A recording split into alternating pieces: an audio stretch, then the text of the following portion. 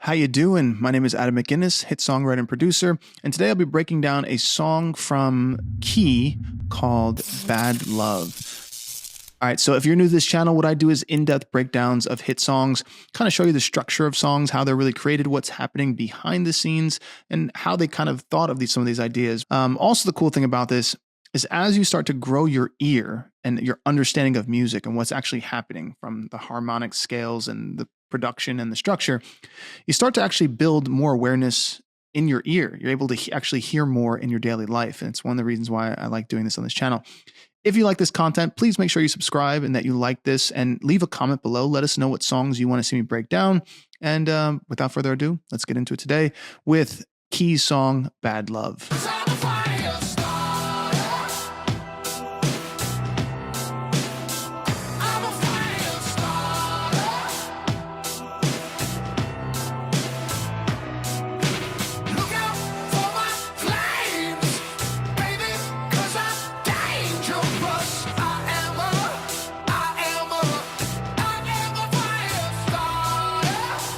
Here we go.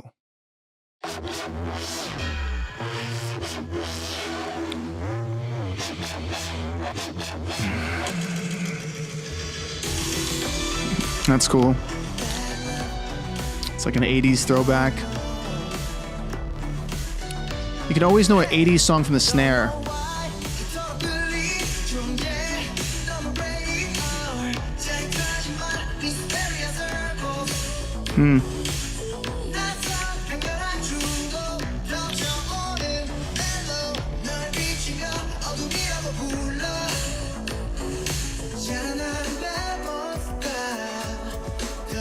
That's cool.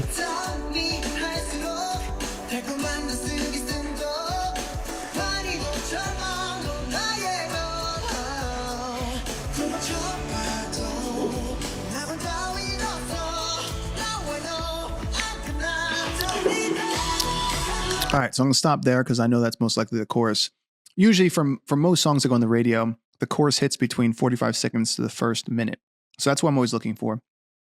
But let's start to break down the structure of this song, because I think that's the important part, is how are they creating the feeling of it being a great song? Because there is a feeling, there's a certain frequency that you can tap on, which is not just a note, but it's the feeling, the actual sonic, I want to call it emergence of energy. You kind of can feel it, and it can be set up from tension and release. It can be set up from chord structures. It can be set up from the vocal melody, how it's approached. So let's really break that down, and I can show it to you. So we'll scroll back to the beginning, and I'll show it by section by section. So that sound, it's just there to grab your attention. It's just to grab your attention. So a lot of what happens in making music for the masses is you have to grab their attention within the first 8 seconds, because most people are very busy in their life.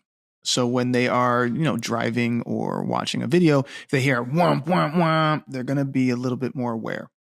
So they pay attention a little bit closer when they have a sound that is making them pay attention. That's the important part. But then it goes into this drum fill, do, do, do, do, do, do, do, do, which is going to, once again, make you pay attention. And it kind of tells you something's about to come, something's about to happen. So let's hear what they do after this drum fill.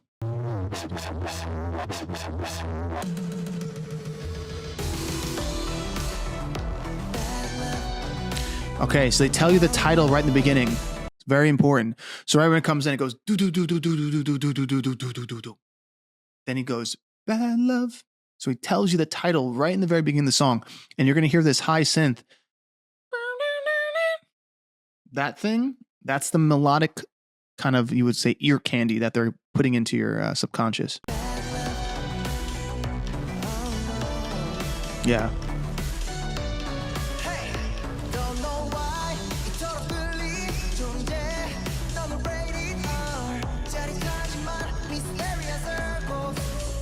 So if you really listen to this structure, I want you to pay attention to how the bass line or this lower mid-range starts to take over.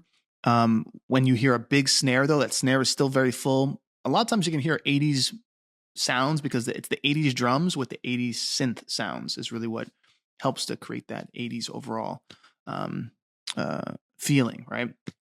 But I want you to listen to what's happening, the movement of the bass, and then the vocal structure. So check this out.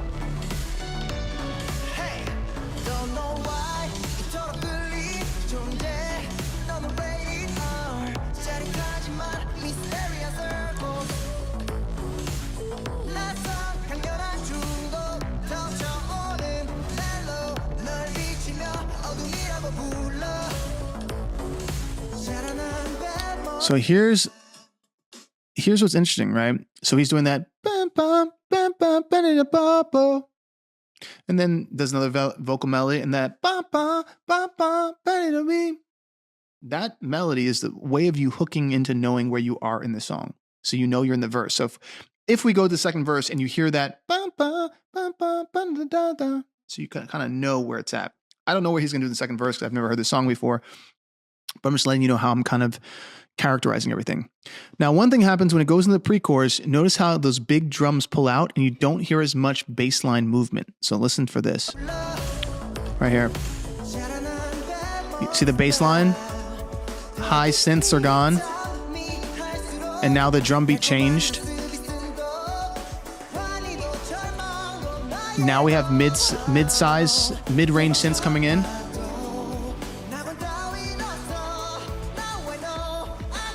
Build up, the chorus.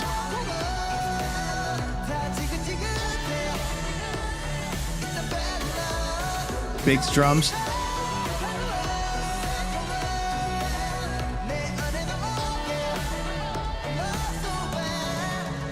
Those big drums right there again.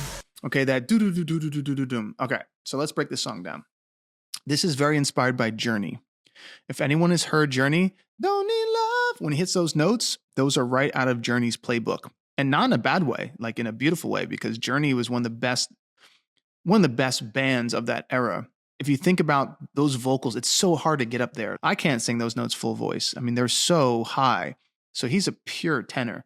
That's that feeling of that 80s sound with these high vocals and everything, and they're so well done. If you hear it, don't need love, he's up there. He's really putting the passion into it. So far, this just has a very throwback sound. Very cool. Let's see what they do in the second verse.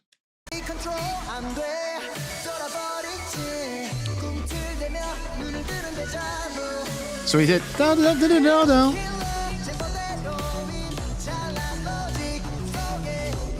Same thing as the first verse. Except on this one, he went, yeah, which he didn't do in the first verse.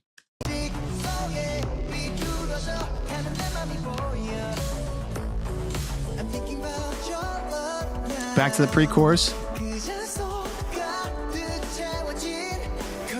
That was nice little harmonies. Let's listen to that part.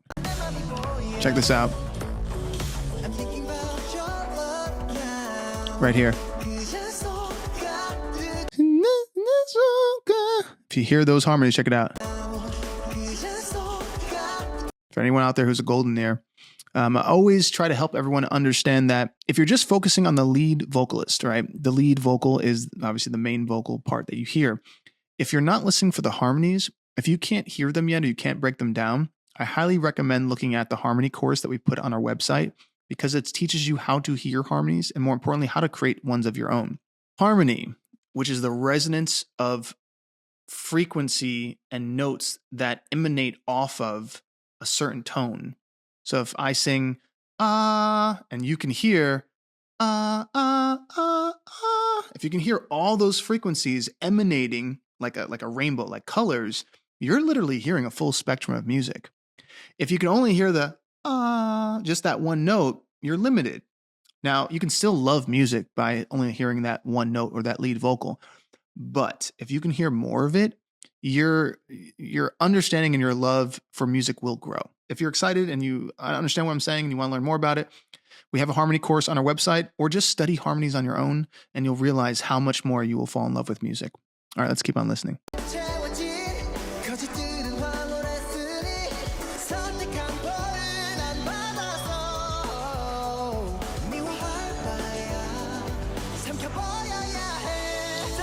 I love that melody because I feel like I've heard it before, but that melody right here is beautiful.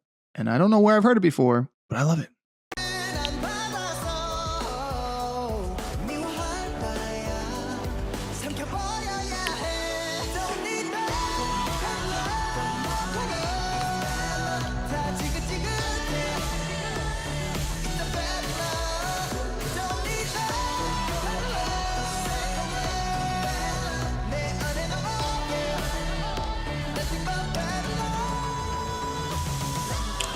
All right, so I'm just going to point out some few things in this chorus that I think are interesting. Now, there's not a lot of crazy production going on in this chorus, so I can't say, like, look at all the wild things, like sometimes we do in other songs.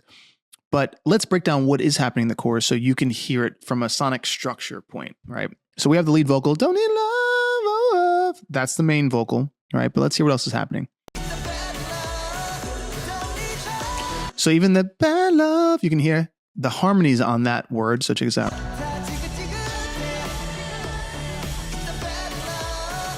So did you hear the harmonies on Bad Love? Check it out.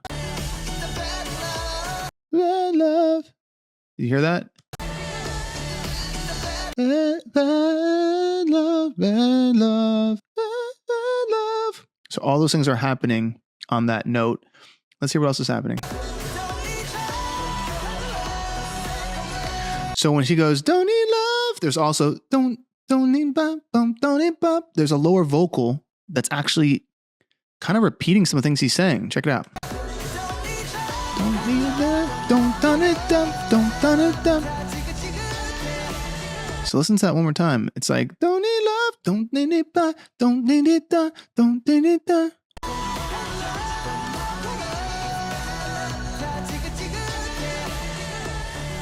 And when he goes, you'll hear something that goes, ja, ja, ja, ja. I don't know what sound it is, but listen real closely.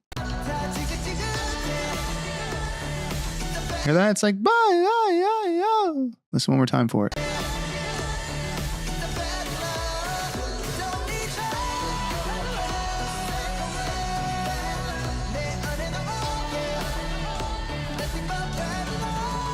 And the drums again.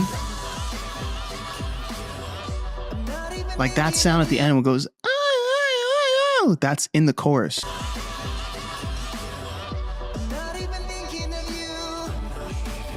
And the talking.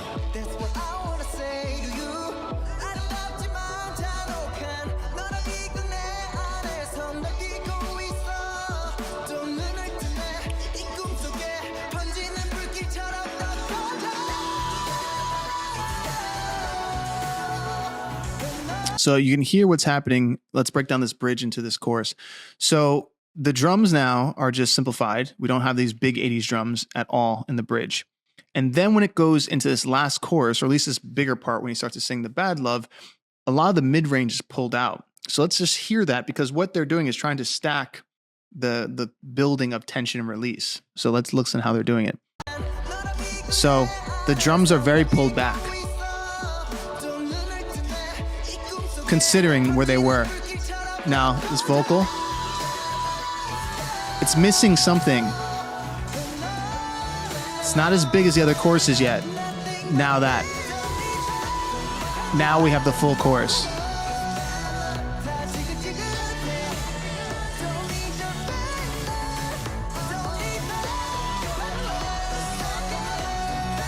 Okay.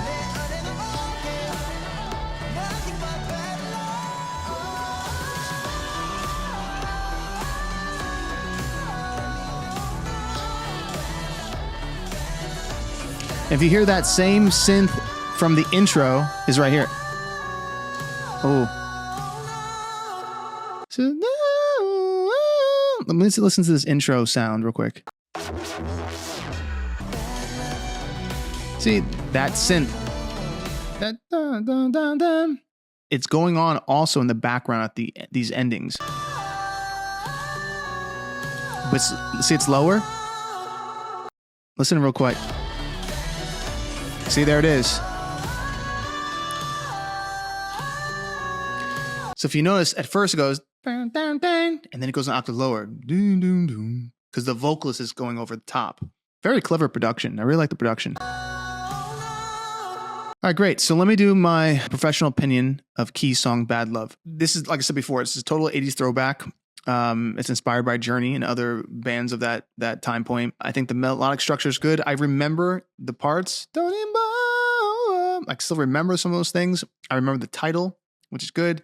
I will say that everything feels like it's done correctly. They have really slick production. Some of those some of those cool things, the drum fills, all that stuff was really good. The vocals are crazy. Some really high notes in there. Would I listen to this song on repeat? That's the question I always like to ask myself, because there's so much music to listen to. So why would I put a song on my playlist versus not? Let me see, would this make the playlist? This is like a maybe. Okay. The reason why I'm going to say a maybe is because I do enjoy the song. I think the song's it's a well-made song. The vocal sounds great. I think I have a certain feeling towards 80s remake songs only because I know those songs so well. So I'm also referencing their influence, right? So that could be a personal thing. If someone's never listened to 80s music, they might be like, what is he talking about? This doesn't sound anything like the 80s music, because they don't listen to it. But for me, I'm kind of doing both those things in my brain. But other than that, yeah, I think it's a good track. All right. That being said, I hope you have a great day. Be good to yourself, be good to others, and I will talk to you soon. Give me some